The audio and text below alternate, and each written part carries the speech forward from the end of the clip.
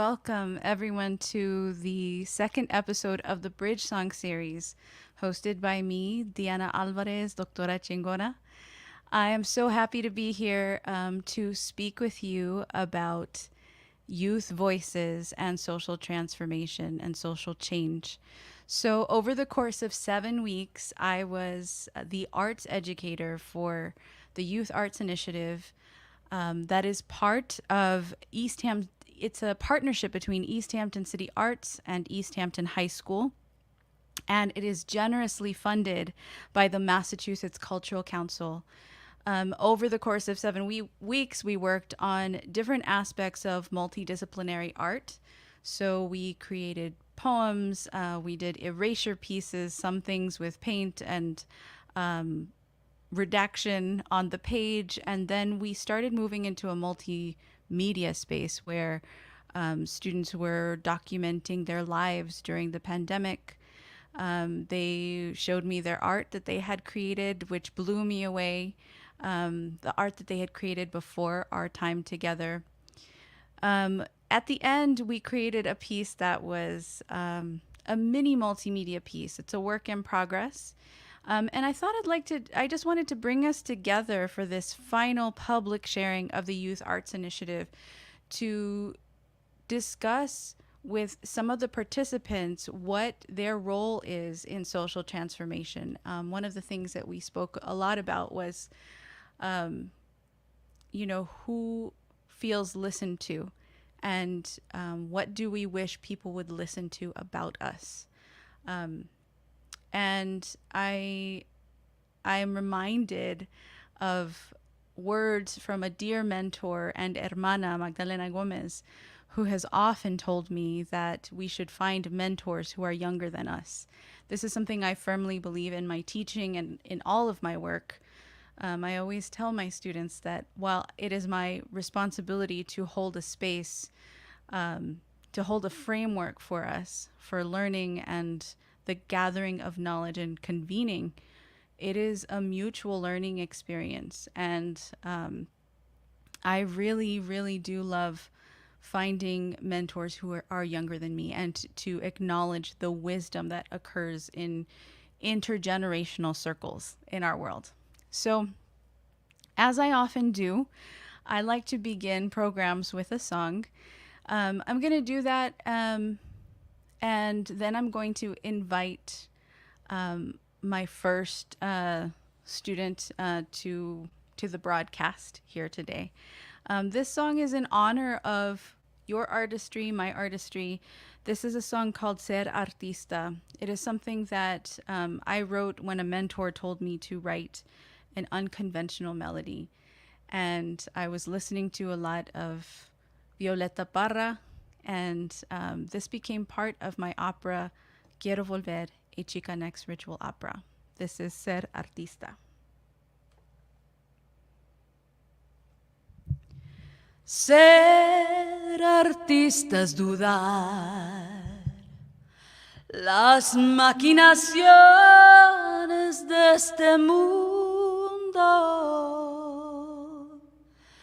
Ser artista es construir contradicciones para vivir.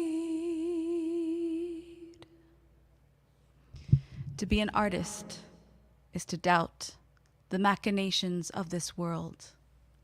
To be an artist is to construct contradictions in order to live.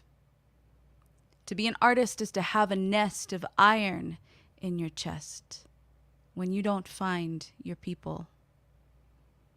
To be an artist is to make food out of words, movements of the body, temples of the voice. Your voice, tu voz, is the ultimate poem. Poem of being. Poema.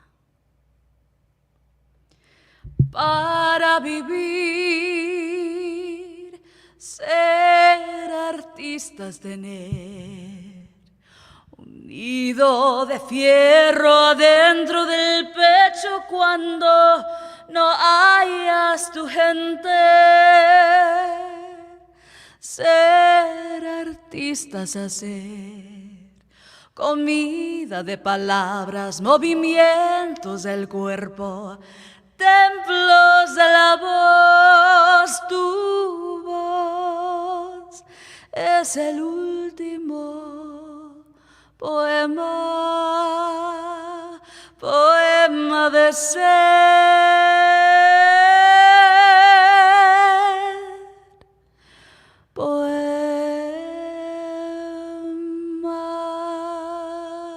Poema. That is Ser Artista, a song by me, Doctora Chingona Diana Alvarez. I am here with you on the second episode of the BridgeSong Series, where I am featuring some young voices from the Youth Arts Initiative. This was a 7-week program that I taught. I was the arts educator for this program. This is a program that is the creation of Easthampton City Arts in collaboration with Easthampton High School. This initiative is generously funded by the Massachusetts Cultural Council. And I'd like to welcome my first guest, who is Pema, who has been joining me for the Youth Arts Initiative. Hi, Hi, Pema. How are you doing today? I'm good. How are you? I'm good. We're going to, we've discussed this already. We're going to have a more informal chat and just an understanding of like what it was that you experienced during the Youth Arts Initiative meetings. Um, and I guess the first thing I want to ask is just like, what brought you here? What was there a teacher that said like, oh, you need to come to this, or um, what drew you to this, and what kind of art were you making before coming to our classes? Not a teacher, but my friend Tupten, she goes to Easthampton High School, Mm-hmm. and she was like told me about this program, and then I was like, oh, art. I like art, and then I decided to come. Nice. And also, what else made me want to come here is because at my own school that I go to, it's there is art, but of course it's like different this year with the pandemic and everything. So I thought that this would be a class that was more personal, Yeah. and I was looking for that. Yeah, it definitely was. I felt like there were times, I mean, just because of everyone's schedules, right? We were sometimes staggering our instruction a little bit. I just remember there was a time where, like, between you and Tupten, I was teaching you how to do like video work, and Tupten was like writing a song and like creating this beautiful melodic progression with her Yeah. piano. So yeah, we definitely there were times where it felt like this program where it felt like you were getting like personalized art instruction, and it was just a lot of fun for me too to learn about the things you've been making. So, can you talk to me about the art you were making before this class? Because you said you didn't have, and I remember I used your quote because you had said. Outside of this, we haven't had a lot of time to do art, and that's what excited you about this program. Um, and you also revealed to me some of the art you were making before meeting with me. So, would you talk a little bit about what you made before joining this, which I'm sure was a lot because this was just a short little program. Sure. Yeah. So before this, obviously, like with school and everything, I didn't have a lot of time to make art. There was one art class that I took, and we started painting in that, and before that, like, I didn't even have paint. Mm-hmm. So that was actually really fun. So then over the summer, I started painting, Mm-hmm. and I got a lot of time with for that. But then school started and I didn't have a lot of time. Yeah. Nice. Would you be willing to show the block that you showed me? It was Sure. so beautiful. I loved it, and I told Pema I wanted to be the first person who purchased her art, and I don't have to be the first, but I definitely want to be one of them. I'm sure you'll have lots of interest. I made this, and it was just It's so I wanted beautiful. to thank you. I just wanted to paint something, and so I just grabbed whatever I had and painted on it. Yeah. So, Oh, yeah. I love that it's like on both sides. Can you pull it up a little bit closer to the sure. camera so we can see? Okay, great. Those are mountains. Are they particular mountains? No. Well, sort of. Because I'm Tibetan and my dad was was saying stuff like, "Oh, you should paint mountains like in Tibet, Mm, like the mm-hmm. Himalayas and stuff." So I was like, "Okay, I'll paint them on here." Yeah, they're beautiful. And then the other side, we have a sunny, kind of like a sunny day in a field or something like that. Yeah. There's like it's like a flower field. It's a flower field. Okay. Were you imagining a particular place? No, I painted this side first, and Mm-hmm. so then I was like, I don't know, it was giving me cold vibes. So then I was like, okay, I'm gonna paint something warm now. Yeah, that's really nice. And I love the juxtaposition of the polka dots to just separate the Yeah. two. I love that they're kind of like inverse images. I think they're really, it's a really beautiful piece, and I hope you continue making them. Um, all right, we are gonna, we actually, you did share with me your piece last week, which was a multimedia piece. So we'll get to that as well, which was your reflection on the pandemic, and you can talk to us about like the process of making. But for now, I'm going to just keep asking questions and just I want to know more about what role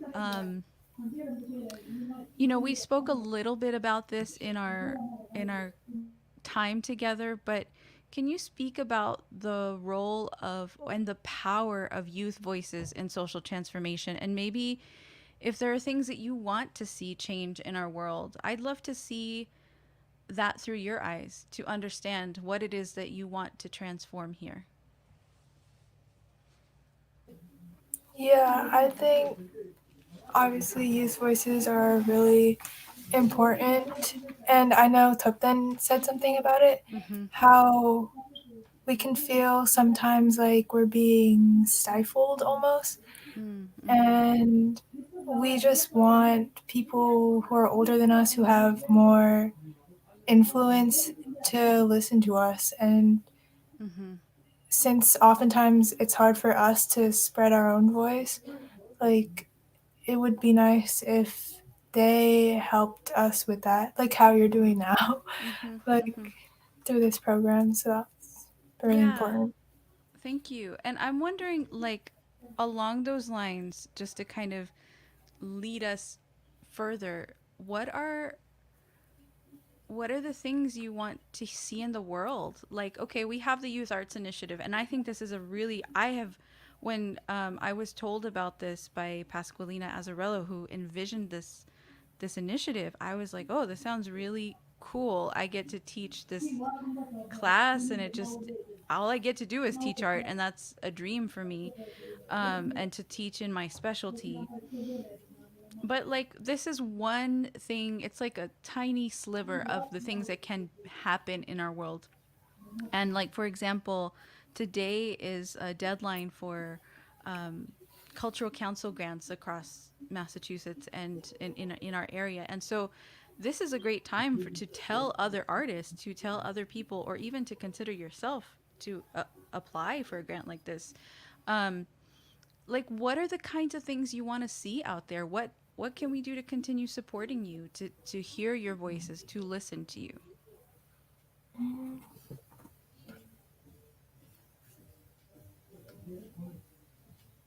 I guess just more forms of expression besides like what we have right now. Mhm. Mhm. Um, because obviously, like in school or even for college applications, sort of, the only way you can express yourself or just get out to the world, not just for college apps, is through like essays or just like writing it out, which is like really good for some people. But then for other people, like other forms of art, like photography, Mhm. movies, painting, Mhm. that can all be really good for them too. Yeah, one of the things I've always thought in classrooms is that, we're multisensory beings, right? So we are always feeling and witnessing the world with all of our senses. So it makes most sense for us to learn with all of our senses as Mhm. artists. Yeah. And so I think what you're speaking to is like, why can't you bring art to a science class or a math class? And I think some specialized programs do that kind of work where they merge art and technology and art and history and science. But I think we can see more of it. Um, what year are you in? What grade are you in, Pema? I'm a sophomore in You're a 10th grade. sophomore. Mm-hmm.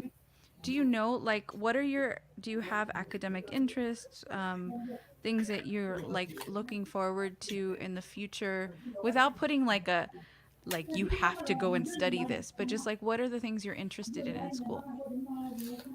I'm interested in a lot of things. Mm-hmm. I like history. I like sort of diving deeper in books and like stories, finding like what the author meant. Mm-hmm. I also like seeing how our brains work, like psychology. Mm-hmm. Mm-hmm. Yeah, that's wow. There's a lot and a lot of overlap there, a lot of things that you can dig into. And you're also at a perfect time to just experience things. I know that I feel like the age, I used to work in college admissions, and the age for like when you should know what you're supposed to do has just like gotten younger and younger for students. But I always tell students like, yes, prepare for your college applications and do all of that, but like also just know that these things will change over time and you're going to grow. And like life always throws different paths our way. So yeah, I'm excited to hear more as you develop as an artist. Um, so I'd love to know what you're taking away from our time together in the Youth Arts Initiative. Being in this initiative has sort of proved to me that some people like do care about what we have to say.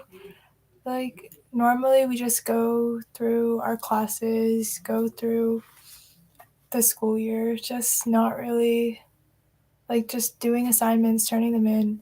Mm-hmm. But this is more, it's just showing how people want to know what we have to say and Mm-hmm. what we have to create. Mm. I'm really glad that that those are some of the takeaways. That's absolutely what I want to create in a classroom. I'm thinking about the fact that this was a very specific initiative, um, specific for BIPOC students at Easthampton High, and we also had a student from Holyoke High join us.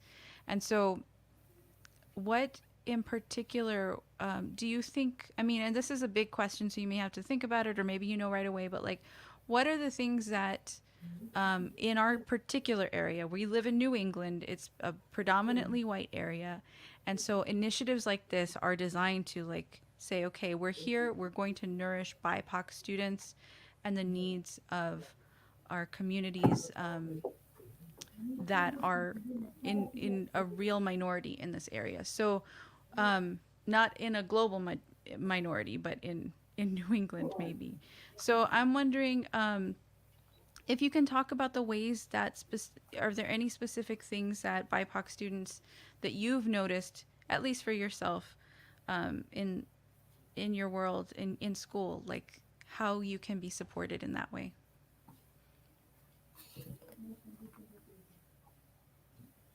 I guess, well, for my school, it's like very much white students. Like, I'm probably one of the very few people of color that are in my grade. Mm-hmm. So, and I can see sort of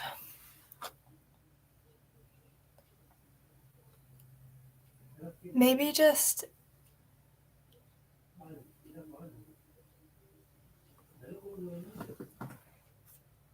like It's a big Um, question. It's just like, yeah. but whatever comes to you. I'm just curious to know if you have any thoughts around that particular piece. um, sort of. I feel like I've seen in my school, it's sort they sort of just treat us like there is nothing different at all about us, and they just like people don't mention it. Not that, yeah. But I think it'd be interesting to have more opportunities just to share about just Your own share experience. something. Yeah. Mm-hmm.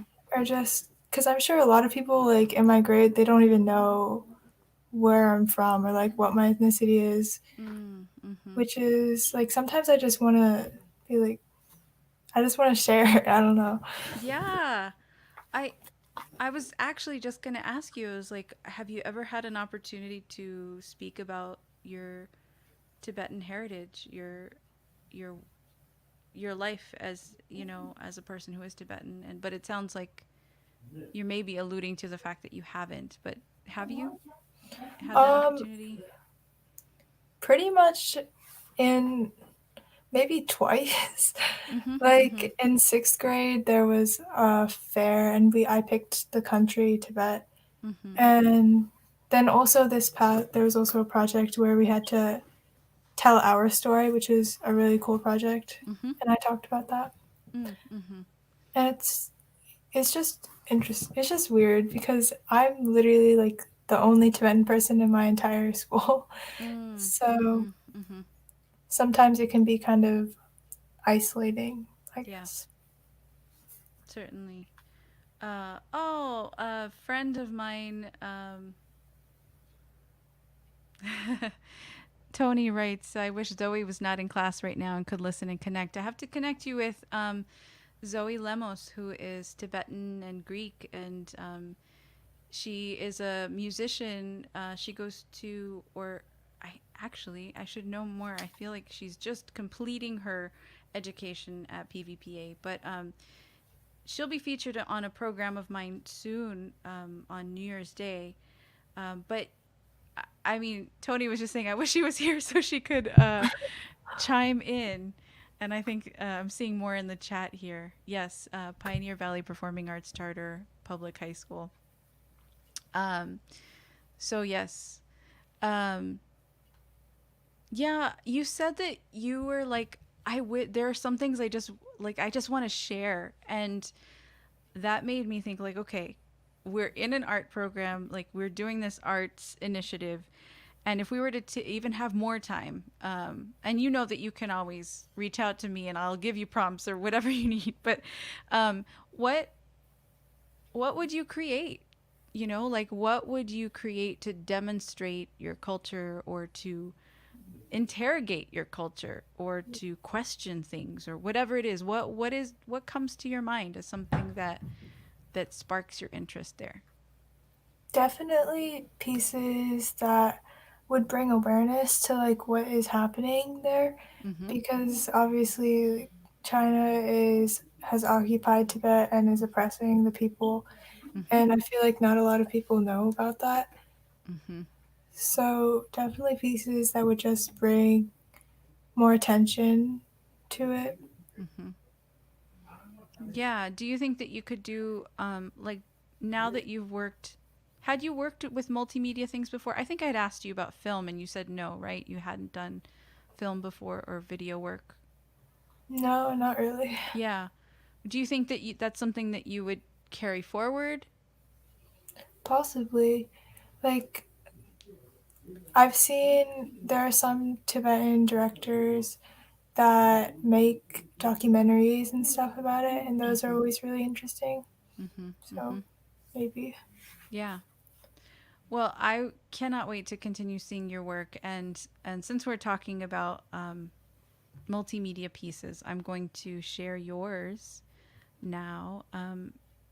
I just need a moment to get that going.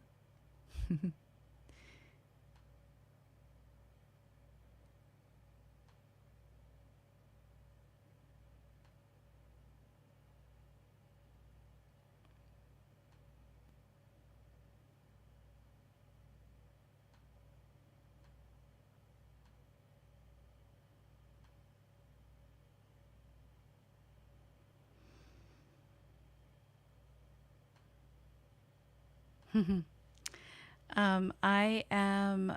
We're currently. I'm just going to repeat a few things as I find this. We're currently having a conversation about the Youth Arts Initiative, where we focused on youth voices and social transformation. I am Dr. Diana Alvarez, and I'm here. And Pema, I have known you as Pema the whole time, and I see Pema as your first name, and maybe this is your stage name. What's your full name? Would you tell us? Pema Zidig. Pema Zidig. So we are speaking with Pema Zidig right now, and I will soon be sharing a video by Pema. Um, I'm just in a new program for me and learning how to do this. So just bear with me, folks. I will get this up for you very soon.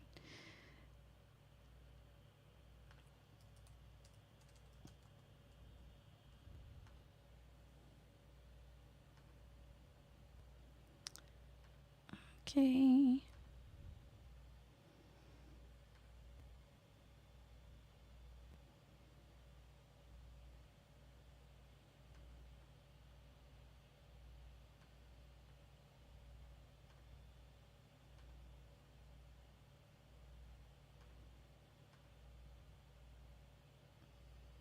Okay, here we go. And I think your title is contained in this as well, right? Yep. Okay, I'm excited to hear it and make sure we'll hear the audio as well. Why are you alone right now? Do you know it will get better? I hear a 3 hour silence. Silence. What do you think about? How long do you go without speaking? A 3 hour silence. Silence. Silence and Solitude by Pema Zidig.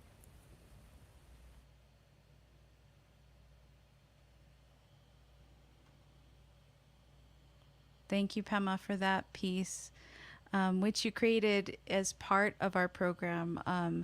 We had just to let people know what that exercise was. We started off with a poem that was a series of questions.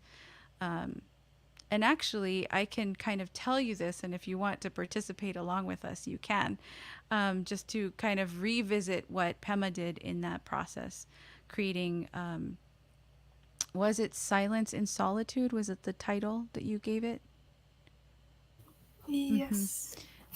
So what we did was I asked participants to create a poem that was a series of questions. And we often would do a free write where we weren't paying attention to grammar or punctuation or whether things made sense. It was just like get things out. And then students chose one of the questions that they wanted to answer and to spend some time with. So they looked at that question and kind of rewrote something. And what was the question that your refrain came from, Pema? It was, how long do you go without speaking? Yes, thank you. So basically, Pema had a question. How long do you go without speaking? And then I said, answer the question. And sometimes students needed to kind of rephrase something a little bit or kind of just keep working until they came up with a phrase that felt like it could be a refrain. And so we took that phrase and I coached students on creating something that was a little more musical. Some students created things that were more abstract, and some were like, I know Tupten was like using her piano and like going up a scale and singing something very specific. So when we heard you sing a 3 hour silence, You were thinking about the music of like shifting in time, getting softer and quieter. Um, and then what we did was we took this piece, the poem, we took the poem and we took the refrain, and you worked on trying to blend them together just sonically, just with words, and now adding the dimension of sound. And then the next layer, I think this was a whole other class where we spent time documenting something that would videos that would complement the piece. And then you created this short multimedia piece. And so there was a lot of work that went into this short I don't even remember how many minutes. I think it was under a minute, or it was very short, but it's, as you know, takes time. What other things would you like to document in pandemic times and beyond? I think that I would document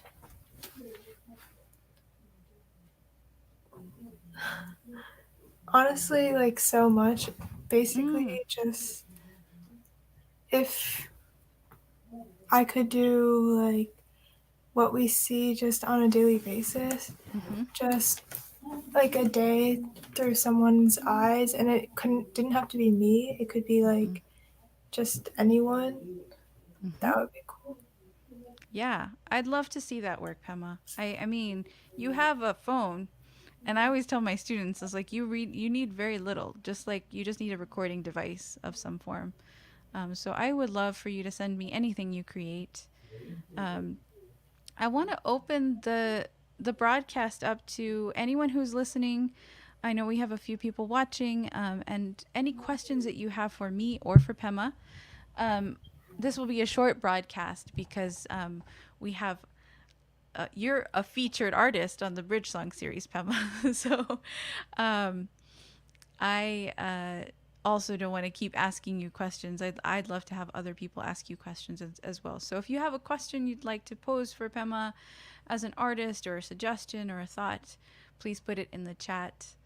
Um, yeah, this has been a really fun, exciting initiative, and I hope that you will continue creating, Pema. All right, I am taking a look at the chat to see if anyone has any questions. And looks like we don't. I want to say thank you so much for joining me, Pema, for this public sharing of your work and to just discuss the Youth Arts Initiative. Um, I know the rest of our participants were, created unique things, um, and also I was constantly aware that our students right now, and I hope we're always remembering this, being mindful of having compassion and empathy with one another, that we are in a global pandemic and people are just trying to survive and get through their classes and everything. Actually, we can end the way we ended every session with some. What we did was I do an exercise in every class that I teach that is essentially a round of love, empathy, and compassion. And the point of this is to practice compassion and love and empathy as you would practice guitar scales, as you would practice anything that you want to get better at. The only rule that I have with this exercise is that it's not snarky, and it is just a genuine offering of love and compassion. And you can give it to anyone, even someone you don't know. So we can do this, Pema, as a demonstration. As a sort of modeling for others, like what we were practicing in our class. And then we can close our broadcast that way. Okay? So I'll offer compassion to you, Pema, first. I want to say I really appreciate the opportunity to have your genuine voice, to have you really honestly say repeatedly, both in our class, which was closed, and then here in this public broadcast, what it is that you need as a young person, and how you need to be listened to. And it also reminds me of when I was younger and I wanted to be listened to. And so it's a good reminder of the work that needs to be done in our communities, especially for holding space for BIPOC students. So I want to say thank you for being honest and for being bold with your voice. I think that you have had a very bold voice and I appreciate it. So thank you. Thank you. I really appreciate what you're doing with this initiative and just what the initiative is in general.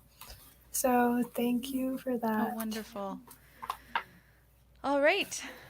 Folks who are listening, I hope you'll remember to bring some love and empathy and compassion into your world. Um, and yes, we will end our broadcast. And thank you so much for joining us. Have a wonderful day, and um, I will be spreading the word about new episodes of the BridgeSong series. So, and I want to send a special shout out, a thank you to Cindy Mojica for her work as our teacher liaison. I don't know if I'm getting the title correct, but thank you so, so much for always being present and for participating in the arts activities with us as well with so much joy, even though I know that you are so busy and so, so working on so many different projects supporting our students.